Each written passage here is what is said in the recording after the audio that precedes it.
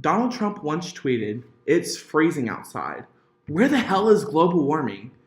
Presidential stance on the topic of global warming has been criticized for decades, from our current president calling it a hoax to former ones who actually implemented policy changes.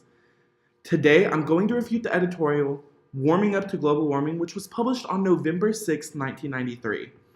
I believe the editorial incorrectly analyzes Bill Clinton's global warming initiative during his presidency. To be able to refute the editorial, we need to understand first what the editorial is actually advocating for. The main claim of the editorial is Bill Clinton's new plan to control global warming looks a lot more like something George Bush would dream up than anything straight from the heart of Al Gore, the environmental conscience of the administration. Now, I believe this is incorrect because Clinton's plan is actually more effective of Gore's stance, not Bush's. So to understand why Clinton's policies were more like Gore's instead of Bush's, we need to first evaluate Bush's stance on the issue of global warming. The editorial itself states that President Bush treated global warming as a secondary issue that required no strong governmental response. This is supported by a timeline published by the Public Broadcasting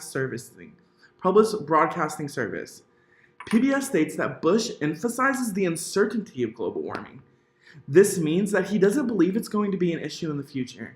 He even almost blocked the setting of mandatory limits in a global climate treaty and instead asked for voluntary goals. This shows that he does not treat this as a serious issue for the United States and that he puts it on the back burner compared to other issues that we're currently faced. The editorial also states that he would bring the nation within hailing distance of 1990 emission levels by 2000, but would not quite reach that goal. If he's not super serious about global warming, he's not going to implement policies that are actually going to reach the goals he's saying he's going for. If he's not signing up for different treaties by different countries.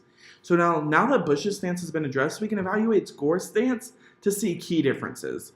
According to a New York Times article published on May 3rd, 1990, Gore presided over a meeting in which 42 countries came together to collectively combat climate change with a global Marshall Plan.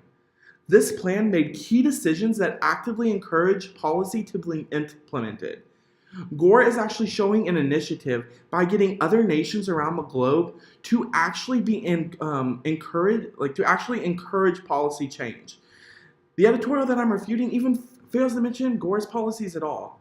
This is a little biased in that it cannot effectively argue that Clinton is more like Bush if it doesn't address why Clinton is not like Gore. But now we can address Clinton's policies and see why they are more representative of Gore's plans. The editorial states that President Clinton has now greatly toughened the rhetoric while only moderately toughening the policies. However, this isn't the case. Another New York Times article published just months before the editorial states that Clinton said that his administration would put forward a plan limiting greenhouse gases. This shows that he's taking the problem seriously and he's actually implementing change, just like Al Gore. He also set a specific timetable to reduce the threat of global warming.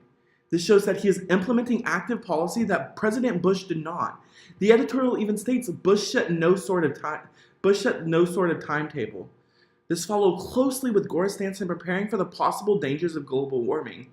The editorial itself states that he has called global warming perhaps the biggest environmental threat to this planet, suggesting that he views the problem more seriously than Mr. Bush, and he has pledged to bring emission levels in the year 2000 down to 1990 levels, thus imposing a mandate on himself that Bush declined to impose on the country. The article is saying that he is actually striving for these goals versus Bush, which said he was striving but showed no sort of evidence that he actually was. The editorial also states that unlike Bush, Clinton is putting his own credibility behind the emission controls effort. He has called for $1.9 billion in government spending, mostly redirected funds by the year 2000, and his effort to enlist the aid of industry appears far more rigorous than Bush. The actual editorial is contradicting with itself because it's showing how Bush and Clinton were so unlike with their global warming stances. So this is why the editorial is definitely wrong when it's saying Clinton is more like Bush. There's even a whole list of articles in the National Security Archive that shows Clinton was determined to restore the United States as a preeminent global protector of the environment. The editorial claims that Clinton is more like Bush, when in reality he is way more like Gore.